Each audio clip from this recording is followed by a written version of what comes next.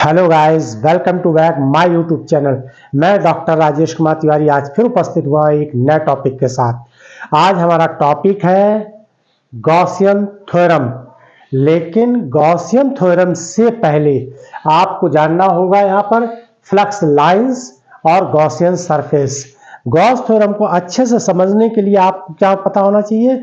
Flux line पता होनी चाहिए और साथ में गॉसियन सरफेस, क्योंकि इन्हीं को ही अप्लाई करेंगे। जब तक इनकी कंडीशन को नहीं जानेंगे तब तक हम गॉस थ्योरम के बारे में नहीं जान पाएंगे। रफली अगर स्टडी करना चाहते हैं तो डायरेक्ट गॉसियन थ्योरम तैयार कर लीजिए, लेकिन जब थ्योरेटिकल क्वेश्चन आ जाते हैं और न्यूमेरिकल ना होकर थ्योरेटिकल क्वेश्चन हो जाते हैं तब यहाँ पर ये कंडीशन जो है बहुत ही डिफिकल्ट हो जाती हैं। तो इसीलिए सबसे पहले इनकी कंडीशन को जान लेते हैं कि गॉसियन सरफेस क्या है और फ्लक्स लाइन क्या है। फ्लक्स लाइन के बारे में पहले जानते हैं, फिर गॉसियन सरफेस। तो फ्लक्स लाइन क्या है? फ्लक्स लाइन शब्द जो है ये आया है, कोई फ्लूइड जो है क्लोज सरफेस से फ्लो हो रहा है। फ्लक्स शब्द कहां से आया या लाइन फ्लक्स कहां से आई?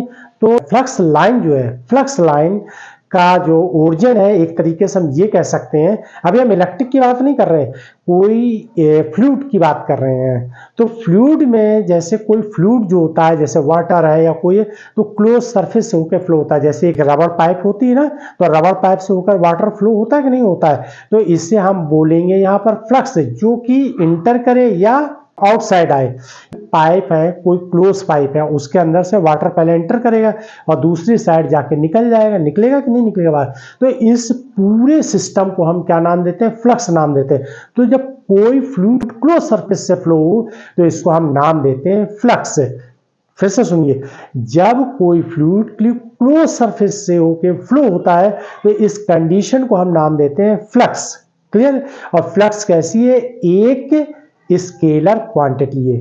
फ्लक्स कैसी है? एक स्केलर क्वांटिटी है।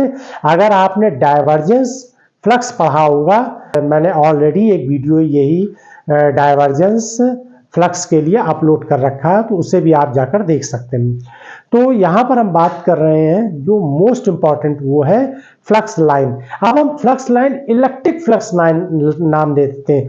फ्लक्स लाइन को क्या नाम देते हैं? इलेक्ट्रिक फ्लक्स लाइन, क्योंकि हमारा टॉपिक है गॉसियन थ्योरम। तो यानी इसका मतलब है कि यहाँ पर इलेक्ट्रिक फील्ड से रिलेटेड है, इसीलिए इलेक्ट्रिक फ्लक्स लाइन नाम देंगे। क्या नाम देंगे? इलेक्ट्रिक फ्लक्स नाम देंगे।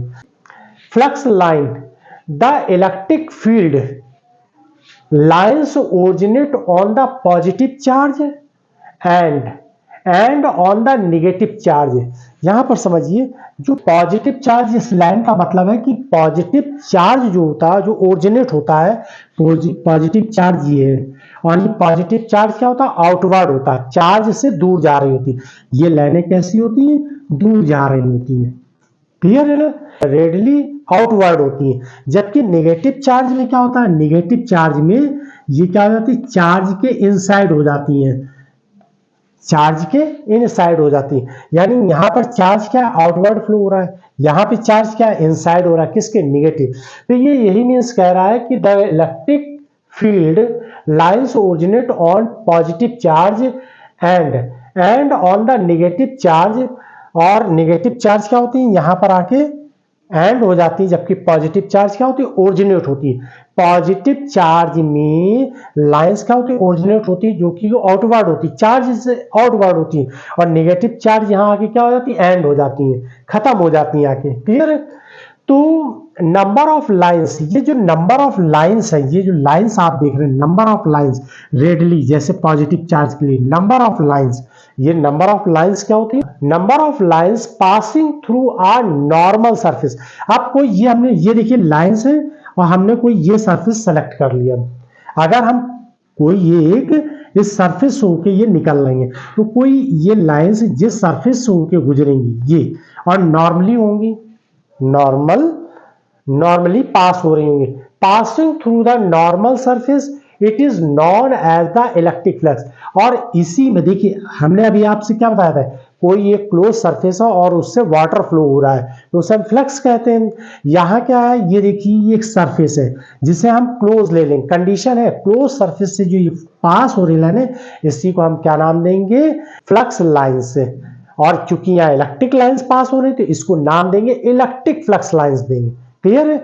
इलेक्ट्रिक फ्लक्स लाइंस नाम देंगे। As it is known as electric flux. Clear है?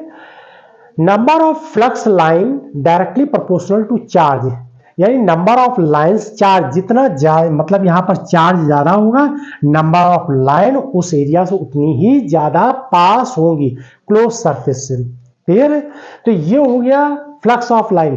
फिर एक बार समझ लीजिए फ्लक्स ऑफ लाइन क्या होती है, जो ये चार्ज से लाइन ओरिजिनेट हो रही है, यानी पॉजिटिव से ओरिजिनेट हो रही है, नेगेटिव में एंड हो रही है, लेकिन जब ये कहीं से भी होके गुजरेंगी तो एक सरफेस से ही तो गुजरेंगी। किससे? एक सरफेस से होकर गुजरेंगी। तो जो सरफेस से होकर लाइनें ये गुजरेंगी पास होंगी, यानी सरफेस होके पास होंगी। जैसे एग्जाम्पल के रूप में हमने ये लिया बैडमिंटन का ये रैकेट है, तो इस रैकेट में आप ध्यान दीजिएगा ये क्लोज सरफेस है। ये क्या है? Close surface. ये आपको क्लोज सरफेस दिखाई दे रहा है। और ये देखिए छोटे छोटे क्लोज सरफेस है। कैसे? छोटे छोटे क्लोज सरफेस है। क्लियर है ना? अब इस क्लोज सरफेस से ये इलेक्ट्रिक लाइन है, ये क्या है? इलेक्ट्रिक लाइन जो इससे होकर गुजर रही है इस तरीके से। ये क्या हो रही है? ये इस तरीके से गुजर रही है, यानी पास हो रही है, यानी इस सरफेस से होके पास हो रही है। ये क्लोज सरफेस और ये जो लाइंस है ये इलेक्ट्रिक लाइन है जो इन सरफेस से होके पास हो रही है। और कैसी पास हो रही है? नॉर्मली पास हो रही है। क्लियर है ना? तो अब जो आगे टॉपिक आने वाला है उसमें एंगल भी डिपेंड करेगा, नंबर ऑफ लाइंस भी डिपेंड करेंगे, क्लोज सरफेस भी होगा। तो इसी की हमें स्टडी करनी थी।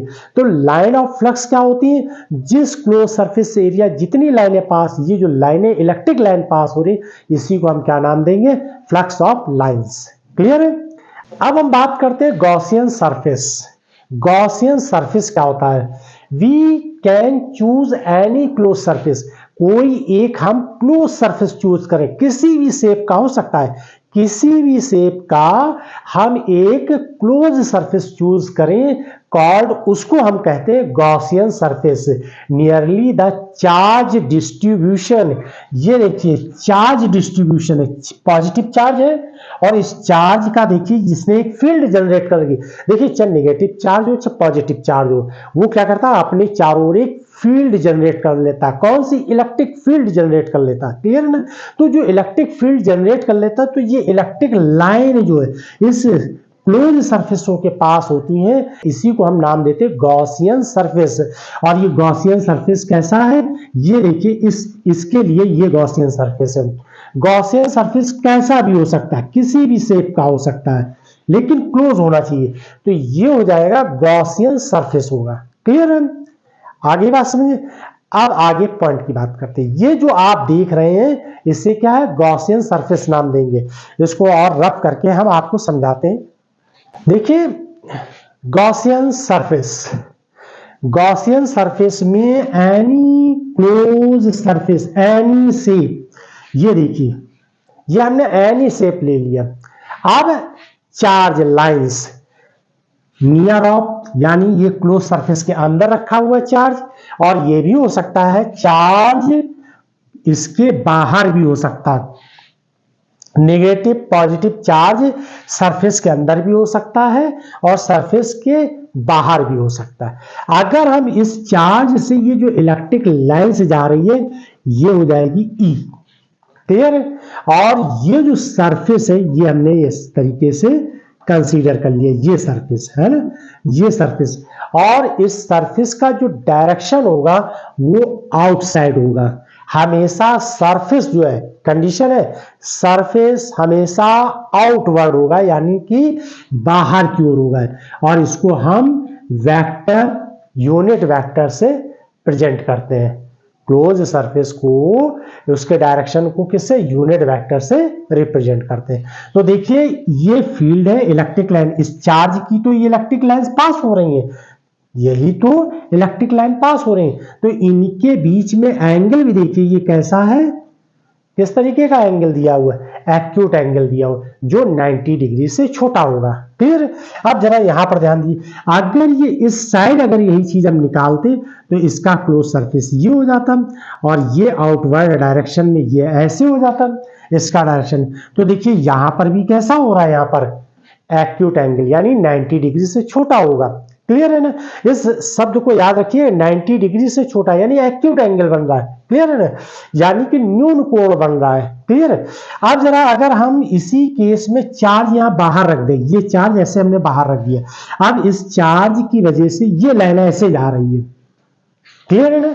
ये इस चार्ज की वजह से लाइन ये जा रही है, तो देखो सरफेस इसका एक तो ये आउटवर्ड बना, ये आउटवर्ड होगा ना, एंड यूनिट वेक्टर।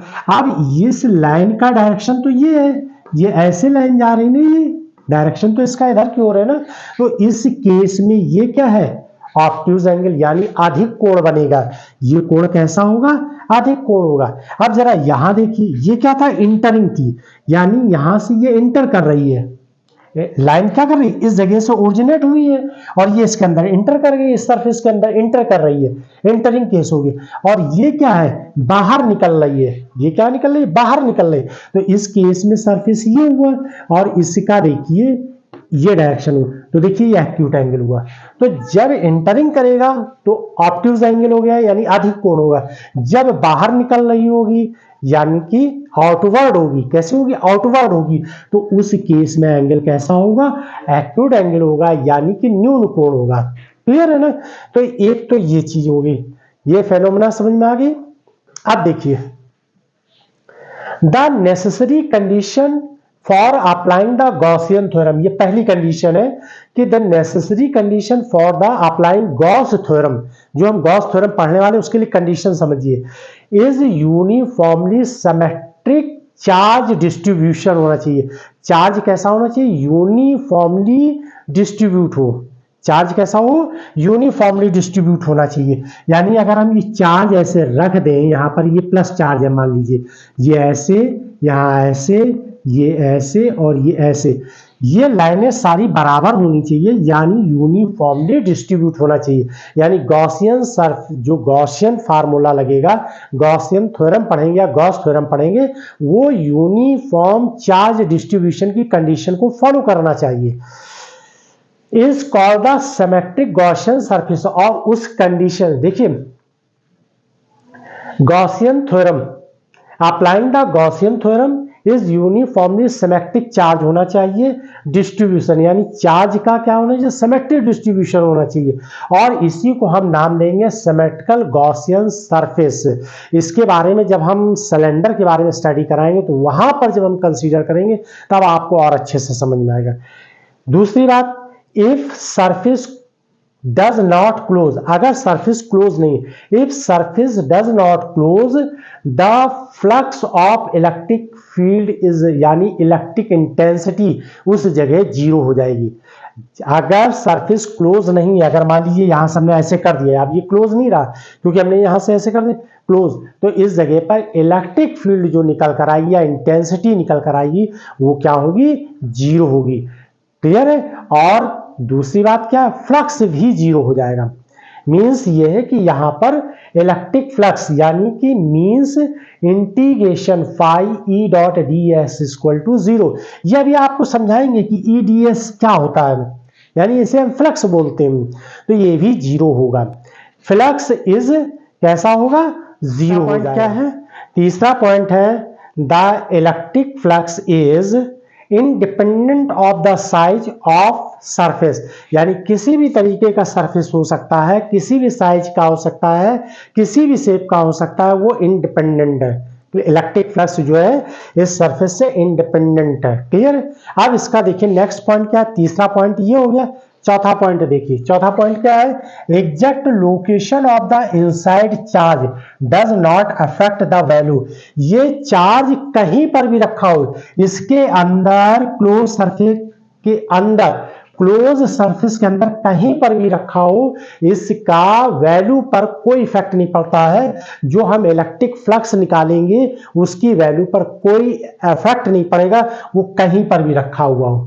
क्लियर है? वो चार्ज इसमें कहीं भी इनसाइड रखा हुआ है, इसका कोई भी इफेक्ट नहीं पड़ेगा। क्लियर है?